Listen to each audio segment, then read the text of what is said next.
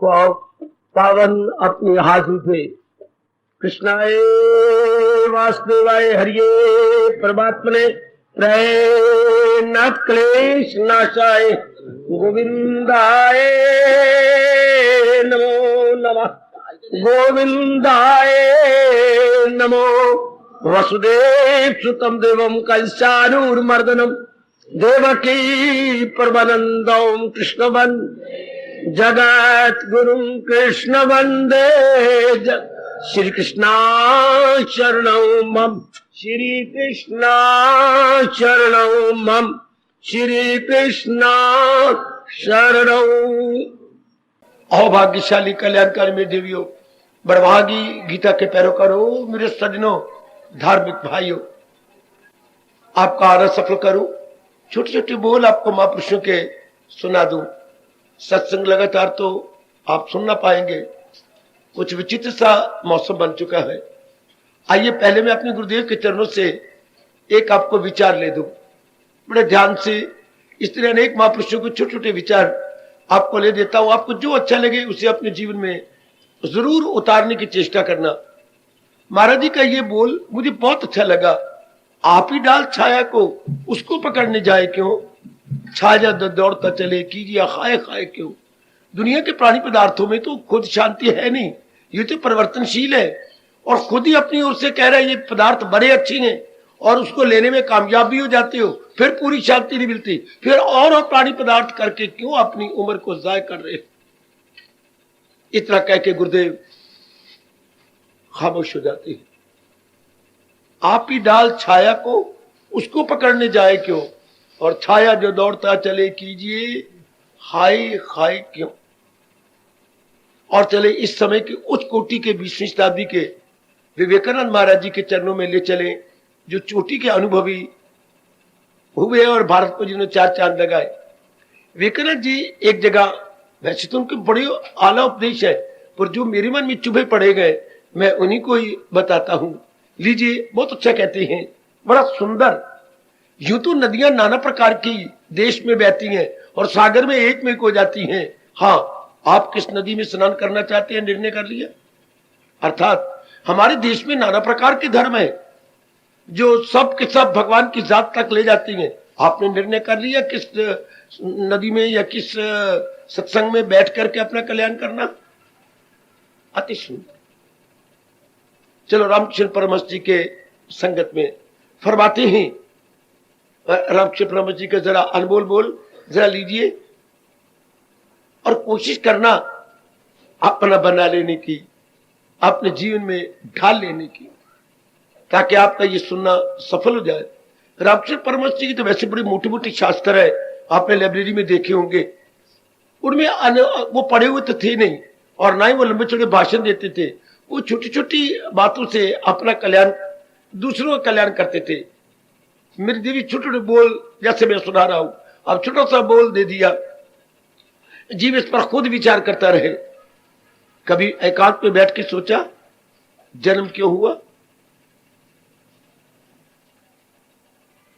छोटा सा विचार है, अगर आप एकांत में बैठ के सोचे तो बहुत गुत्थियां सुलझ जाती हैं।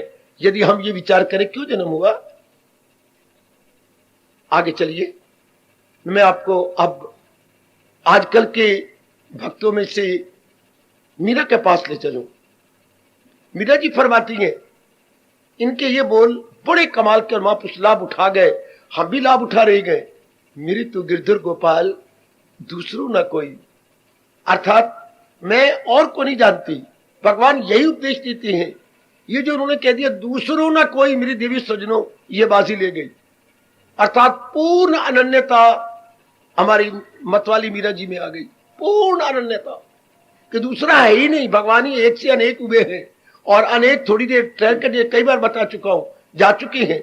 इसलिए दूसरा देखना ही राग द्वेष पैदा करना है, एक ही अनेक हुआ पड़ा है। कभी एकांत में बैठ के विचार करना, मेरे तो प्रभु गिरधर गोपाल दूसरों ना कोई, दूसरा है ही नहीं, है तो जाने वाला है। इसलिए क्यों ना अपना मन एक में टिका लिया जाए।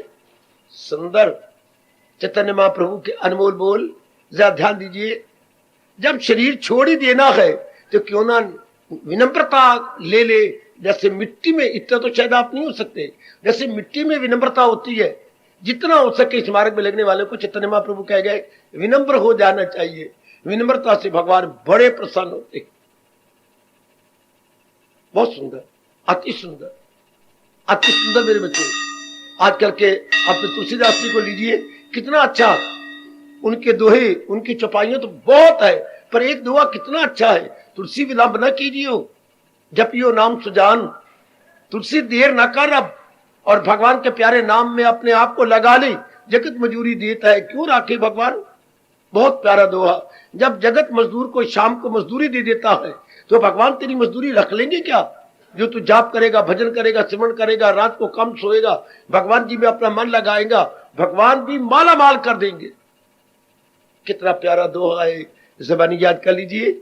जगत तुलसी विलंब न कीजिए, जपियो नाम सुजान, जब जगत मजूरी देता गए क्यों राखे भगवान। चलो कबीर जी के चरणों में ले चलो। कितने अच्छे, कितने तरीके से समझा गए, और वैराग भी भड़काया तो कितने तरीकों से वैराग में दे गए, कितने तरीकों से। आहा, कितना सुंदर ढंग से कबीर जी के अनमोल बोल भी आपको अच्छी लगती है ना, तो कोई उनका एक दुआ अपना लो। जैसे ये, करना था सो ना किया, अब करी क्यों पछताए। जो जिसके लिए जन्म लिया था वो तो कर्म किए नहीं, और ना करने वाले बुरी संगत में बैठकर कर्म करता रहा, और अब जब नाना प्रकार के दुख, तकलीफें, चिंताएं, कमियां और बीमारी आई हैं तो अब तू पछताता है। तेरे आप पछताने से होगा भला क्या है। करना था सो ना किया, अब करी क्यों पछताए। हाय बोए पेड़ बबूल के, आम कहां से खाए। जब तो न बोए किकर है, कांटेदार किकर, और अब तुझे आम मिलेंगे या त्रिशूल मिलेंगे। क्या छोटा सा दृष्टांत एकदम मेरे सजनों, मेरी देवियों घर कर जाता, हमारे मन में बैठ जाता है। बोए पेड़ बबूल के, सचमुच जब मैंने कर्म ही खोटे किए हैं, गंदे किए हैं, तो अब उनका फल मुझे न चाहने पर भी अवश्य में भोगना पड़ेगा। कभी कभी जब भी कोई ऐसा खोटा कर्म आने लगे, पुराने स्वभाववश मन विचलित होने लगे, मेरे सजनों, मेरी देवियों, जरूर महाराज जी की ये बोल कहकर अपने मन को एक तरफ कर लिया करे। बोए पेड़ बबूल के, आम कहां से खाए।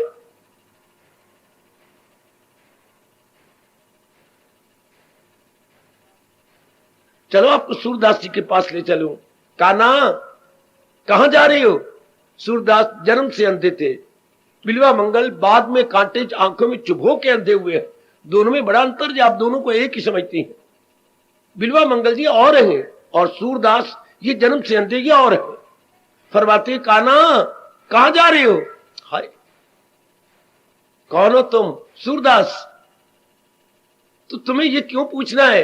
हाँ कान्हा बता तो दो, कहां जा रहे हो। गैयों को ले जा रहा हूं जंगल में चराने के लिए। कान्हा मेरी भी गैया ले जा, ये बड़ी चंचला गए, एक जगह घास नहीं चरती, इसे एक जगह घास चराने की आदत डाल दो। कान्हा तेरी गैया कहां है, नहीं तो दिखाई नहीं देती। कान्हा तुम भी ये प्रश्न करोगे, मेरी मन रूपी गैया ले जाओ, इसे एक जगह चराने का स्वभाव डाल दो। बड़े प्रसन्न हुए प्रभु, बड़े प्रसन्न।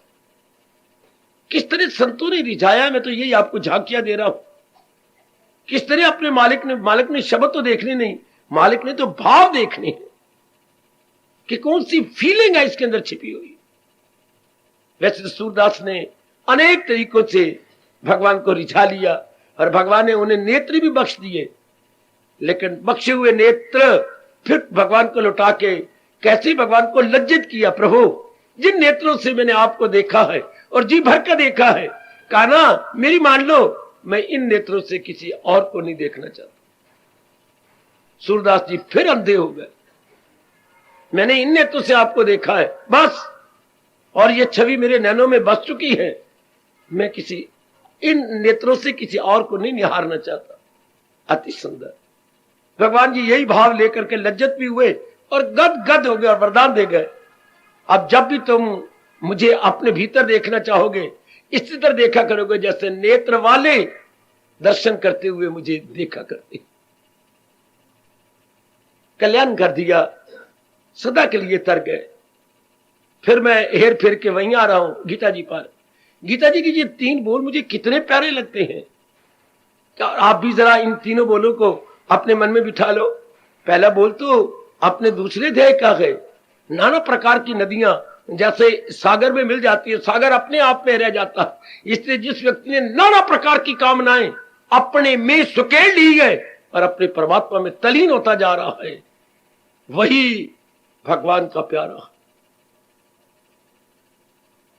कितना अच्छा दृष्टांत दिया है। नाना प्रकार की नदियां सागर में जाती हैं ना, जाती हैं, लेकिन सागर अपनी सीमा का उल्लंघन तो नहीं करता। बिल्कुल इस तरह जैसे हम जुट रहे हैं, लग रहे हैं, और संसार की असलियत यानी वास्तविकता हमारी नजरों में आ रही है मेरे देवियों, हाँ, तो मन हमारा उपराम होता जा रहा है। तो जो कामना संसार संबंधी थी, संसार की वास्तविकता जानकर सब कामना मिटती जा रही हैं, अर्थात मन में तलीन होती जा रही हैं, और मन भगवान की ओर तलीन होता जा रहा। ये दृष्टांत बड़े कमाल का जी, बड़े गजब का है।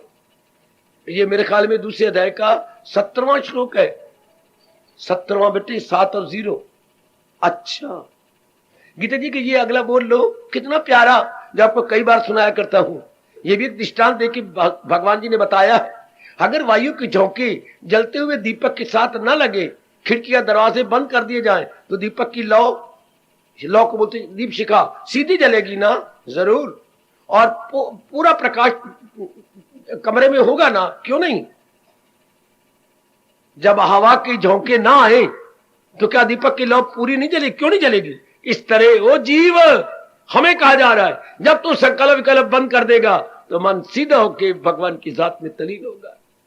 ख्याल उसके वश में, मन एकांत में बैठकर विचार किया करो।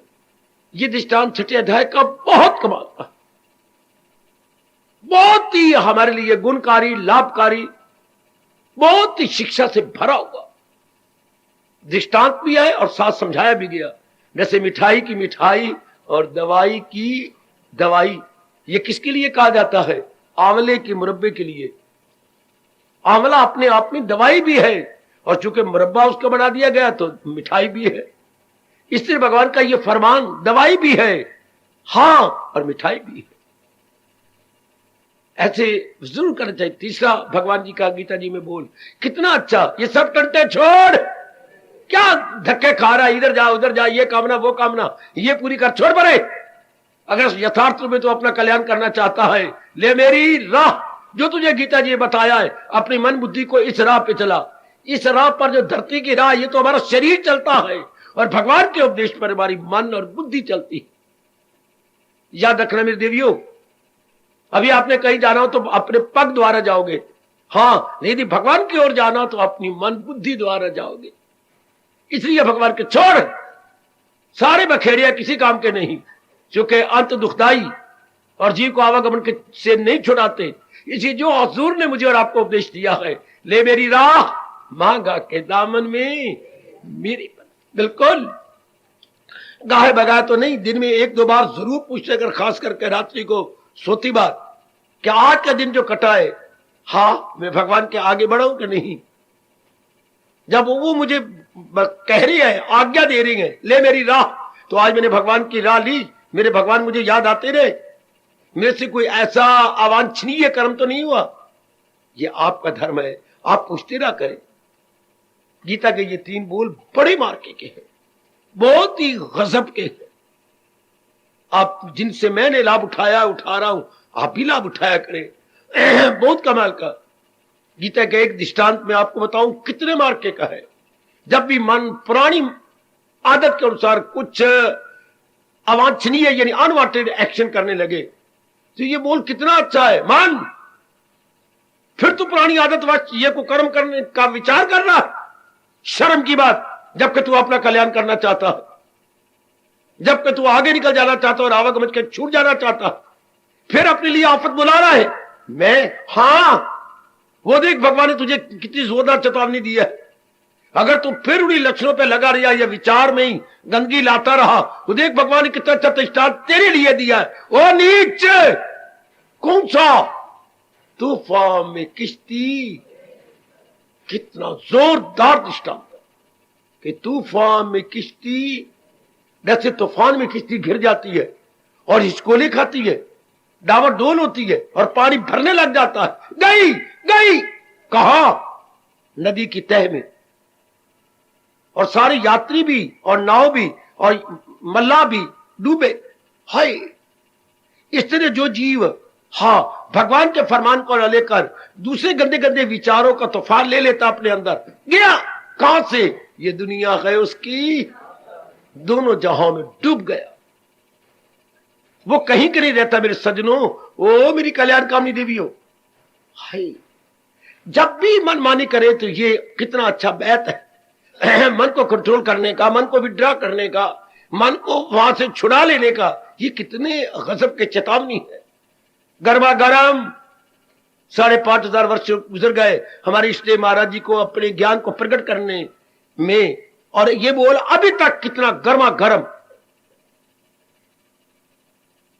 इसमें तरोताजगी है और सदा बनी रहेगी। और बोलूं कितना अच्छा ये फरमान अपने प्रभु का गीता जी के अंदर, कितना बढ़िया फरमान। क्या मेरे एक नियम है मेरे भगवान, कौन सा आपका? अटल है ये नियम, तो मालिक प्रकट करो ना। प्रकट करूंगा अगर तू वचन दे। प्रभु क्या कि जो मैं कहूंगा इसे अपने जीवन में ढाल लेगा। मालिक मैं तो सारा जीवन आपके चरणों में सौंप चुका हूं। मेरे लिए आप ऐसा कहेंगे तो मेरी कमजोरी होगी, या मेरे विश्वास में कमी होगी, या मैं पूरा जुटा नहीं होगा, तभी तो आप ऐसा कह रही हैं। हाँ, तू अपनाएगा इस नियम को, ये नियम मेरा अटल है। भगवान कहिए तो सही, कौन सा आपका अटल नियम है? जीवन में अगर कमी हो तो ढाल लेना। श्री भगवान वाच, कौन सा मेरे प्रभु? लगाई तिलो जिससे। हाय, कितना अटल नियम है मेरे सज्जनों।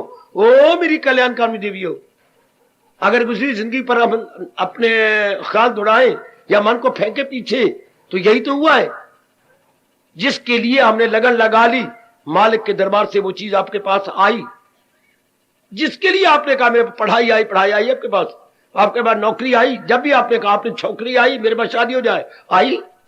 जो भी आपने मालिक मांगा, जिसके ऊपर आप कई दिन सोचते रहे, विचार करते रहे, चलते फिरते उठते बैठते खाते पीते वही बार बार चिंतन होता रहा मेरे सजों में देवियों, तो मालिक का ये अटल नियम है, लगाई तिलो जिससे हासिल वो जरूर मिल जाती है।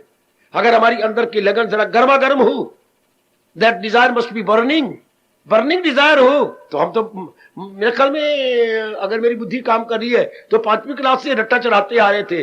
Where there is a will there must be a way, will must be unshakeable, the way must B.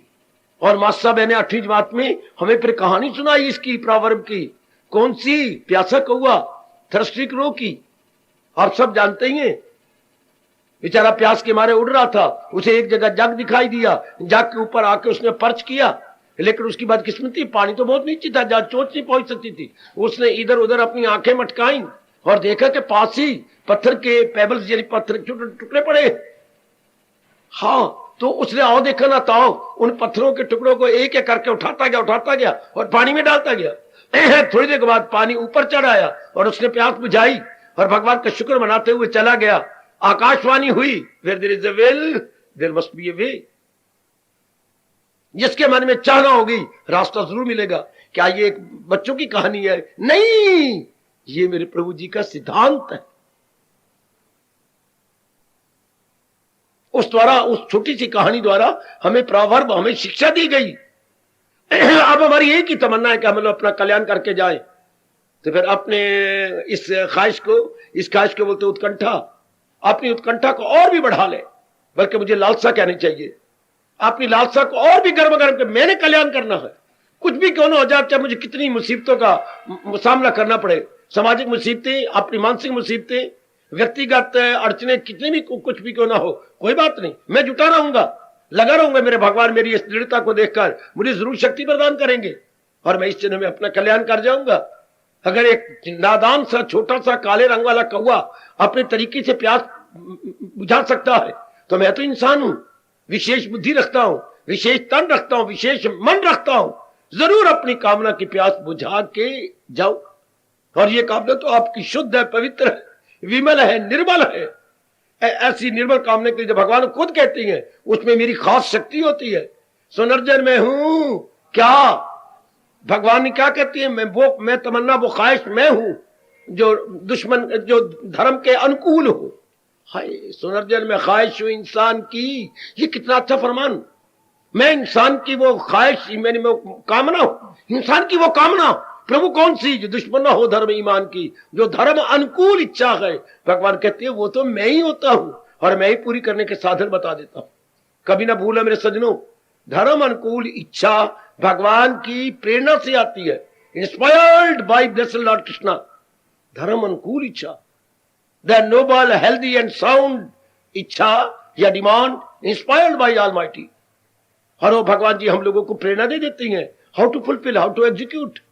है प्रभु जरूर करेंगे। और भी पक्का इरादा कीजिए मेरे सज्जनों मेरी देवियों कि ये तो मैंने इस जन्म में तो मैंने छोड़ना नहीं, इस जन्म में तो मैंने कार्य ही लेना, बना ही लेना है। एक और थोड़ा सा बोल ले लो, फिर हम छुट्टी करेंगे। एक बोल गीता जी का कितना अच्छा, ऐसे ऐसे अनमोल बोलों पर विचार करना चाहिए, गहराई में उतरना चाहिए। कितना अच्छा का, इरादे का मजबूत दिल का। ये अपने आप को जरूर टटोला करे। मेरे स्वामी जी ने भी हमारे कार्ड पढ़ के गए, हमें बताया था कि रोज इसको पक्का कर लिया करे। मेरा इरादा पक्का है ना, मैंने जितनी आयु रहेगी भक्ति कमानी है ना, और जो मेरे भगवान ने गीता के माध्यम से हमें उपदेश दिया है उसी को मैं अपने जीवन का अंग बना रहा हूं ना। मेरे इरादे में कमी तो नहीं आई, मैं किसी के जो है अशुद्ध कहने के अनुसार तो नहीं जुट जाता, अशुभ कहने के मुताबिक तो नहीं लग जाती। मैं अपने इरादे में पक्की हूं ना, इरादे का मजबूत। तो भगवान कहते फिर क्या इनाम मिलता है, दिल का कवि, उसका मन बड़ा मजबूत हो जाता है, बहुत ही पक्का हो जाता है। जिसका इरादा पक्का होगा, मैंने तो ये इस जन्म में भक्ति कमा के अपना कल्याण कर जाना है। हर एक जो तक कोई चीज आप चाहते हैं तो किसी के द्वारा ही होगा। आप कोई चीज खरीदना चाहते हैं, धन आपके पास होना चाहिए। आप मकान बनाना चाहते हैं, धन आपके पास होना चाहिए। तो कोई साधन होना चाहिए। आपने लड़की की मंगनी करनी है तो कोई ना कोई मीडिया, वाया मीडिया होना चाहिए बीच में, जो विचोला यानी मीडिएटर हो, जो उस काम को सिरे चला दे। अब इधर हम अपना कल्याण करना चाहते हैं तो उसका साधन क्या है, भगवान की भक्ति। भक्ति का साधन क्या है, भगवान का अनमोल उपदेश, जिसे गीता जी ने प्रिजर्व किया हुआ है। वो अनमोल उपदेश ही मेरे सजो मेरे देवियों क्या बन जाता है, मीडिएटर का काम कर जाता है। याद रखना, जैसे दुनिया के अंदर हर काम किसी के द्वारा होते हैं, केयर ऑफ होते हैं, किसी के द्वारा तो कोई काम होगा। इस तरह हम अपना कल्याण करना चाहते हैं, भक्ति के द्वारा ही तो ये बात सिरे चढ़ेगी। Very good, very good. भक्ति द्वारा तो हम इसे पाया तकमील तक ले जाएंगे, ये हमेशा याद रखना। और कौन सी भक्ति, भक्ति जो भगवान जी ने गीता जी में बिखेर रखी है, वही भक्ति अर्थात दिव्य प्रेम। और दिव्य प्रेम हमने तो बटोर इधर उधर फैला दिया, उसको भगवान जी बताते हैं किस तरीके से हम उसे इकट्ठा करें और भगवान जी को समर्पित कर दें। देवियों, परमात्मा करे आपकी शुद्ध पवित्र निर्मल कल्याण की भावना प्रभु पूरी कर रहे हैं। शरीर छूटने से पहले पूरी कर दिखाएं। अगर हमारी ये सच्ची कामना है, जैसा है, भगवान जरूर पूरी करेंगे। हमारा यहां आना, महाराज जी की पवित्र और इतने कल्याणकारिणी वाणी का श्रवण करना जरूर सफल होगा, जरूर सफल होगा, इसमें जरा भर भी शक नहीं। पर अपनी ओर से पुरुषार्थ करते रहिए, यही भगवान चाहते हैं। बचेगा गुनाहों से दो आत्मा। अपनी ओर से जितनी हमारे से जितनी यथामति यथाशक्ति भगवान ने ताकत दी है, जुटे रहे। तो मैं कई बार कह चुका हूं, क्या पुरुषार्थी का पक्ष भगवान लेते हैं। कभी ना भूलना मेरे सज्जनों मेरी देवियों, पुरुषार्थी का पक्ष भगवान लेते हैं। फिर कह रहा हूं मेरे यंगस्टर, पुरुषार्थी का पक्ष भगवान लेते हैं। हार्दिक धन्यवाद, हार्दिक आशीर्वाद। अब अपनी शहंशाह की आज आरती बड़े प्रेम और श्रद्धा से उतारे।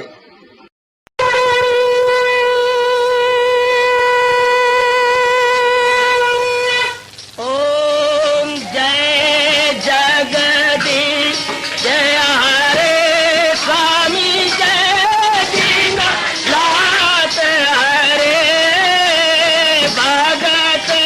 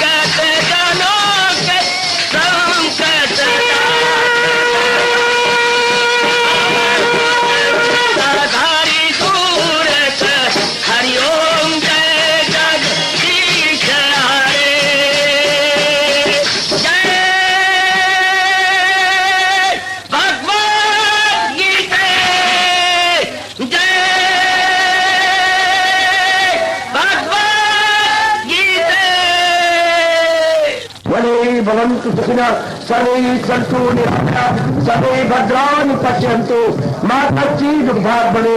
हरि ओम शांति शांति शांति। ओम प्रभु इसलिए भगवान कृष्ण की जगत गुरु भगवान कृष्ण महाराज की सप्ताह सफल करना इसलिए हार्दिक धन्यवाद।